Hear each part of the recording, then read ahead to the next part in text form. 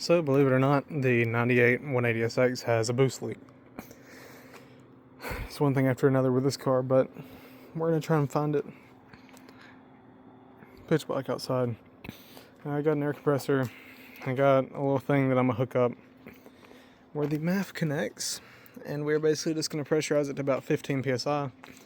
Look for any leaks. Took off this hose clamp because it was already broken, so I'm going to go ahead and replace that one. And then hook everything up. Yeah, I'm going to get everything set up real quick. So we got the new hose clamp on. I went ahead and turned it on. We're going to see if some odd reason that was actually the only one we had. I highly doubt it. You can see where the old one was. They really dug into it, but we actually clamped it where it's supposed to go. So we're going to see if that does anything. I'm not expecting it to, so if it doesn't, it's fine. And I believe that it is post-turbo, so once the compressed air goes, or once the turbo compresses the air, I believe the leak is after that, because we're running lane at low, or on idle, and then once we get into boost, we're running rich, which is because the atmospheric pressure, if it was after or before the turbo, we'd be running lane all the time, but since we're running rich, when we hit boost, that means that whenever it's pressurized, it's leaking out of the chamber, giving us less air than we need. So that's why I think that it's going to be some sort of unmetered air after the turbo, which is exactly what this hose is, as well as most of these. Everything else other than this short pipe, that would be a lot easier to fix. But we're going to track it down tonight. I have to let the car warm up and see if it starts having a pretty bad idle again, and then if it does, got to hook up the air compressor. This is the thing I'm using to test for boost leak. Basically, you take the MAF off, you hose clamp this to the turbo piping, and you pressurize it about 15 psi. It's just a TPMS sensor and a 2-inch PVC cap. Super simple. I went and grabbed one of these so I can actually check and measure the amount of air I'm putting into it. I don't want to blow any seals or anything, so I figured it's the safest option. Yeah, this is going to take a minute to warm up. I did clean the engine bay out. It looks a whole lot cleaner. Yeah, I'm going to let it warm up and see if it still has a choppy idle. Update. Idle was still choppy. Time to take off all this. Basically just this bolt and then the hose clamp. And that's pretty much it. It's super simple to take off the MAF on these cars. They make it really easy. They don't really go out too much, but yeah. And I already tested my MAF. Turned the car on basically and just unplugged the MAF. It stayed running, but it was in limp mode. It couldn't go over 2,500 RPM, which leads me to believe that it's still good, because other than that, the car runs fine. But yeah, let me go ahead and take this off. It's a little 10 millimeter socket, and mine's just a screwdriver fitting on the actual hose clamp. Okay, we got it hooked up. Excuse the light, I know it's kind of bright on the video. Air compressor hooked up. I did have to actually take an angle grinder with a wire brush attachment and smooth the edges of this to actually get it to fit, because it's pretty tight. So if we air it up, you're going to see it immediately drop. You can also hear a little hiss towards the intercooler, which is right there on this car. So I'm assuming it's a pipe connected to the intercooler. I might be completely missing something. I might have to clog something first before I do this. I don't know. I'm new to this stuff. Don't ask me. But yeah, that's what I think at least. I don't know if you can hear it.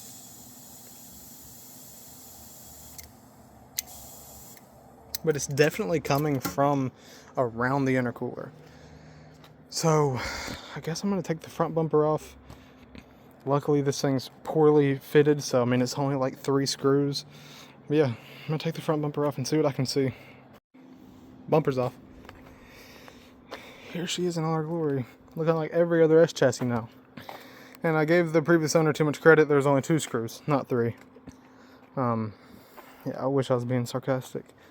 I am planning on getting new screws, new fittings, everything to make this body kit fit correctly. Because everything, you touch it and it just jiggles. I'm also getting the actual front bumper bracket for right there and some fender brackets as well. So now I'm going to sit right here. Look at all this wiring. That's why my fog lights don't work, because I just zip tied them, but it's whatever. I'm gonna sit right here and just see if I can hear anything and check it out. Well, I found the leak.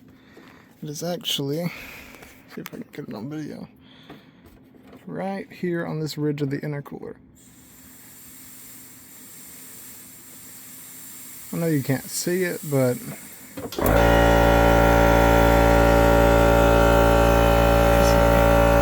is right here.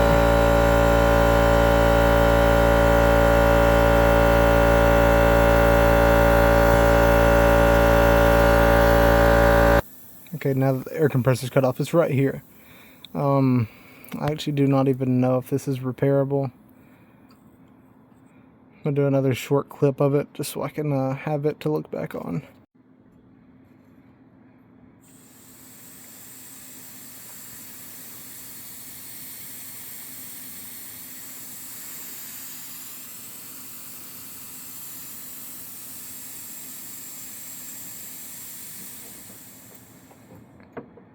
So that's gonna be the end of this day. I'm happy I found it.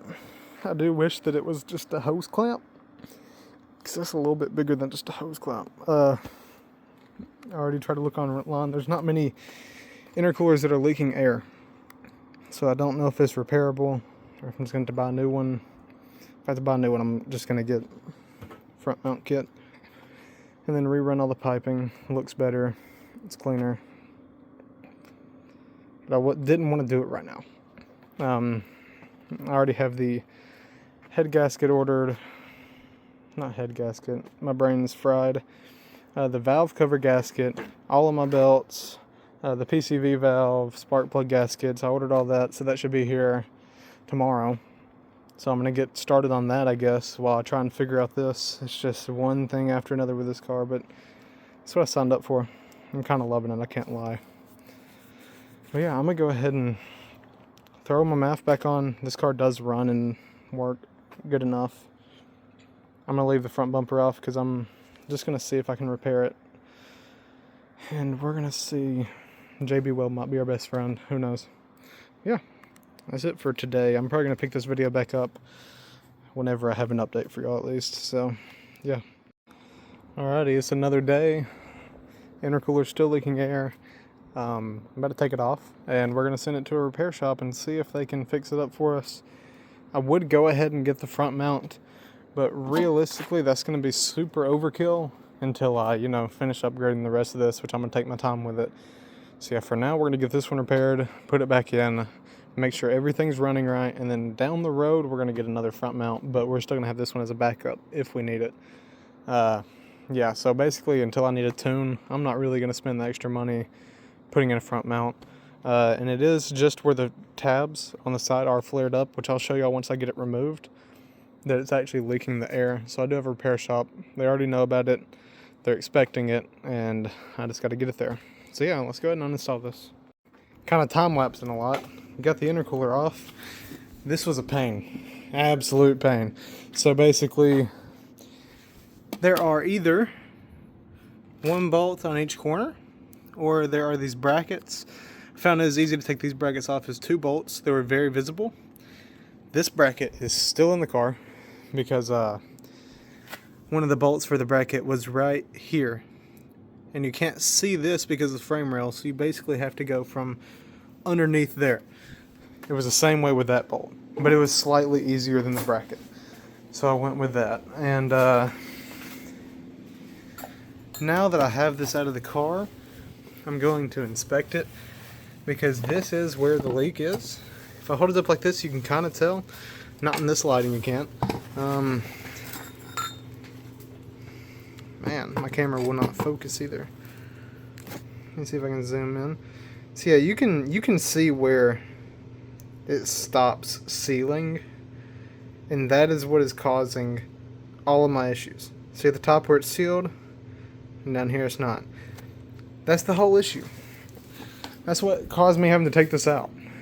Yeah, it has a ding in it.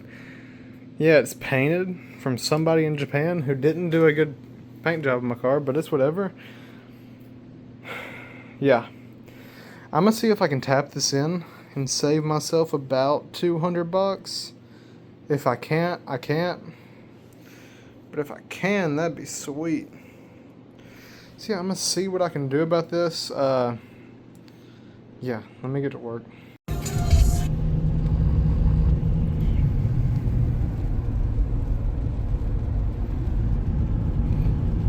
Okay, so we got our intercooler dropped off at the shop. They're gonna repair it for us. Meanwhile, we're gonna be doing all the belts and the valve cover gasket, and it's raining, so I got the basically just the hood underneath my garage. So we're gonna go ahead and jump into this and see if by the time we get done with this, maybe they're done. They said it might be tomorrow, so this car probably won't be on the road today. That's fine. The first belt is the power steering belt. Basically, the circle, the idler pulley that's connected, you have to spin it to a certain amount where you can see a bolt in between the two gaps. Can't really get it on camera, but the gap is right between this one that you need to line up with a bolt so that you can loosen it so that the power steering can move and so that you can take off some slack and actually get your belt off. For the alternator and the AC condenser, they have a tensioner through a bolt, which basically you unbolt or you loosen a bolt on the condenser and the alternator, and then you loosen the bolts on the tensioner.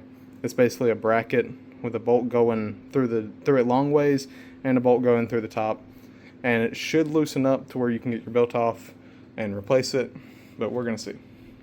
Alright, we got the power steering belt out.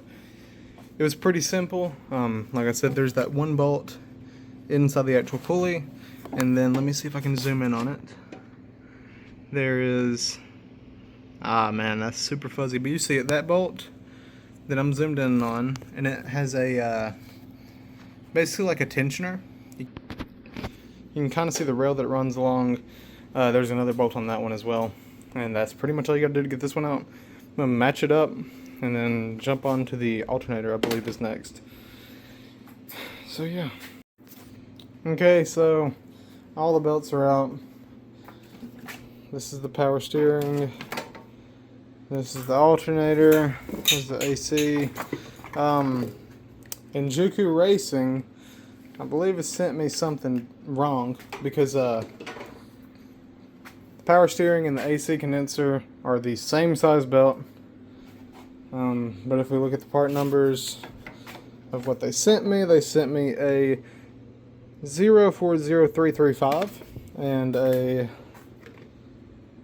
040347. So this one's shorter.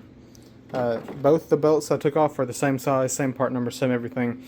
Intercooler Racing sends you 3 belts to apparently perfectly replace your old belts. Well, they send you the wrong ones, so just be wary of that. I'm gonna try and put them in anyways.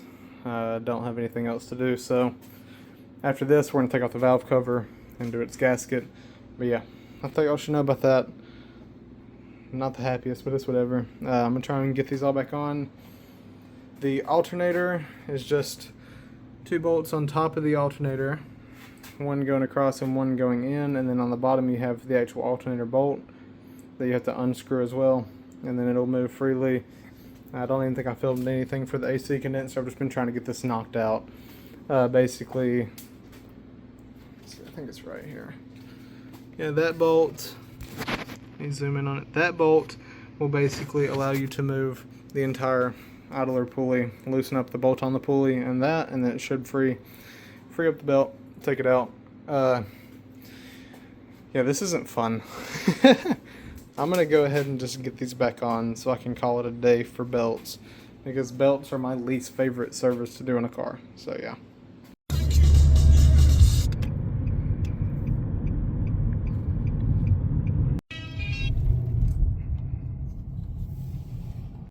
Alright, update. All the belts are in. I haven't really recorded anything. I lost my tripod, so I don't have a good way to record it. But they're all in, and this is a reminder for you to check and make sure they are all on the right grooves and everything like that, because I actually make sure they're all tensioned as well to where you can get about a 90-degree turn. Because my AC condenser belt, after I got it all on, it was slightly on the ridge, and I actually, if I wouldn't have fixed it, it probably would have ended up flying off or just wearing prematurely. So yeah, just make sure you go through them. I'm about to go eat some lunch, and then I'll be back, and we're going to be doing the valve cover. Should be pretty simple. Some bolts, some hoses, take out the coils, and it should be that simple. We'll see if it's actually that simple. I did get some RTV to put on. Let's see what we got. So here's our package. We got all of our gaskets. We got a PCV valve, and then we got the actual valve cover gasket. And make sure that you put RTV on these ridges, because they will leak. Mine's leaking. I think somebody didn't do that before. That's actually the reason that I'm actually doing all this. So yeah, make sure you do that, and I will be back in a second, which for y'all that'll just be the next clip. So yeah. Alright, I'm back. It's time to take the valve cover off. Went ahead and removed the strut brace, and we're going to go ahead and disconnect these two lines, as well as the lines going to the PCV valve. And that should be all we have to do, other than the ignition coils, obviously. And then it should just come right off after we remove all the bolts and replace it with our new gasket, and then put it back on. Well, I disconnected the hoses, and I have to add these to my shopping cart because dry rotted to where they just flaked off. This one didn't do too bad, but it's so hard you can barely bend it. It's almost no good, so I'm gonna go ahead and replace it while I'm here. It's already off. Just gotta go measure it and go get some replacement to put on there. It sucks, but it's part of it. This one was fine. This is the only one that was fine.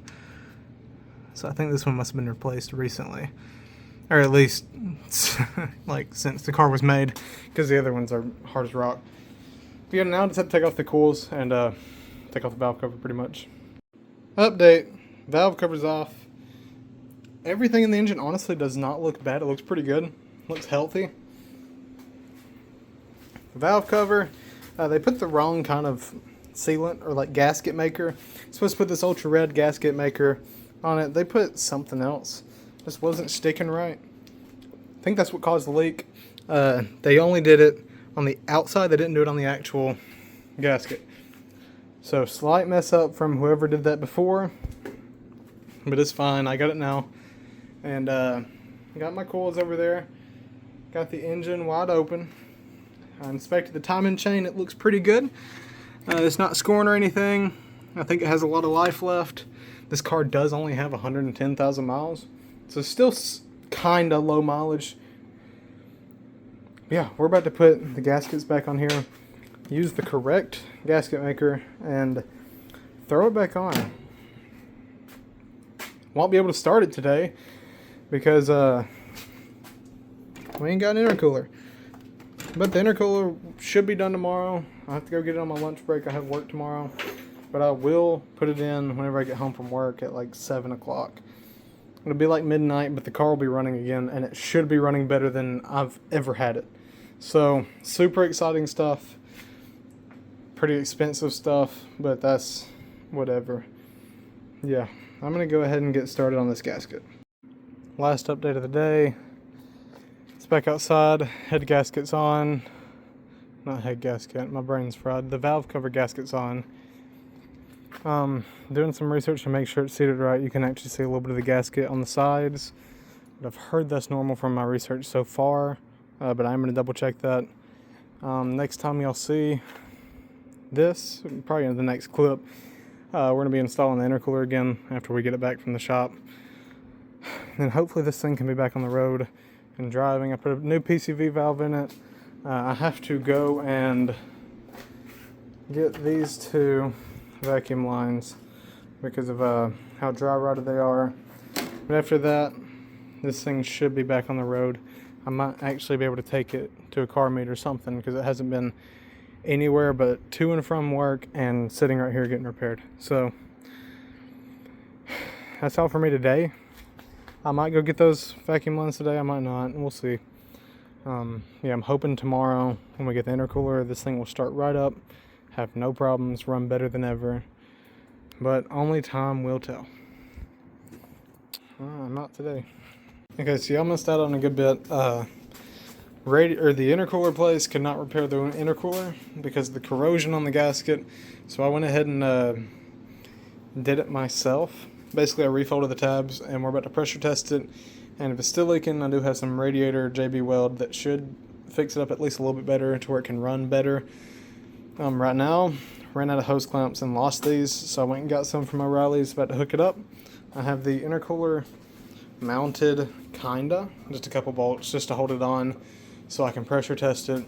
And yeah, this thing might be able to fire up tonight if it does well. If it doesn't, I'm gonna put the JB Weld on it tonight, let it sit overnight, let it cure, and then first thing in the morning I'm gonna put it on, and we're gonna go with it.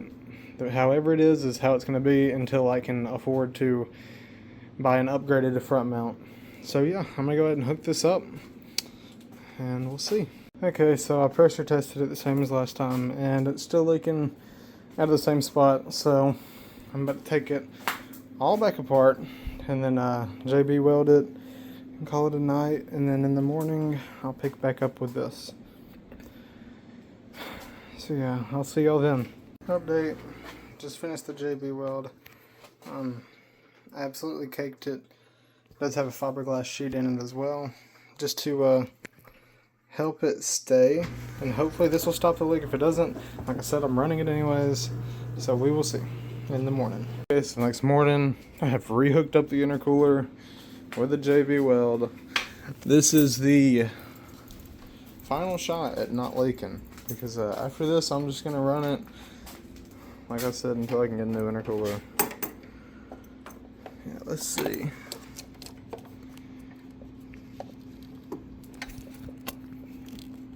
There we go. Okay, let me look at our screen, make sure we're not going to build too much pressure.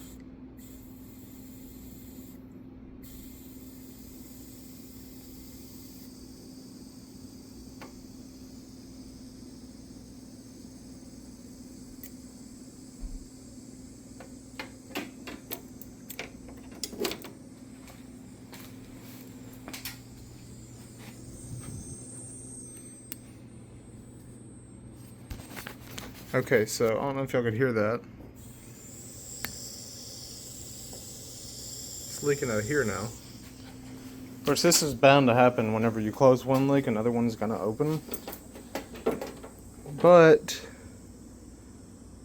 I'm going to get down here and make sure that it's still not leaking, and make sure that it's not just a coincidence.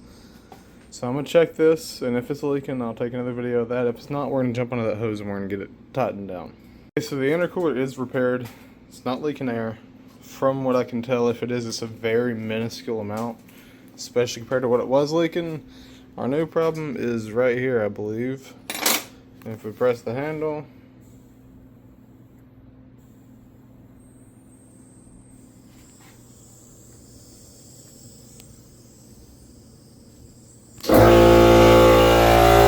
okay, so intercooler's not leaking. I tightened this hose up some. It's still leaking at the bottom, so I'm probably just going to replace this hose. This hose is not leaking anymore. Since the last time I've cranked this engine, we have done the valve cover gasket, we've done all the belts, we've worked with the intercooler, we've done a lot. So we're going to hope that it fires right up with no dead battery, and there's no oil leak. We're going to be smelling for any kind of burning. That'll be our belts. But hopefully none of that happens. Yeah, I'm going to pick up my stuff, hook up the mass airflow sensor, and crank her up. Doing one last check over before we start the engine up. We tightened down the valve cover, we did the belts, we checked the belts, we plugged in the mass airflow sensor, we tightened all the hoses, fixed the intercooler. Shouldn't be anything, nothing should go wrong. We'll see. So,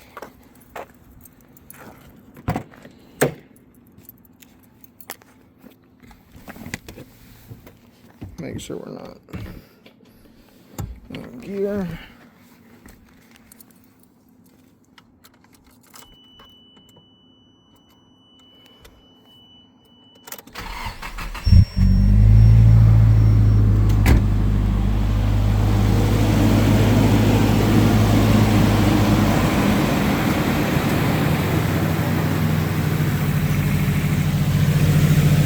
Looking for any leaks in the valve cover gasket right now.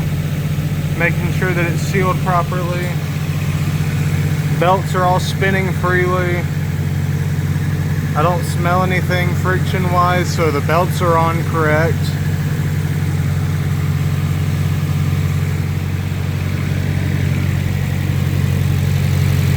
I don't see any leaking in the valve cover. Yeah, the valve cover looks good. Belts look good. We're gonna have to give it a second and let it run and warm up before we can tell if it's gonna do the bad idle. So I will cut back to that for y'all.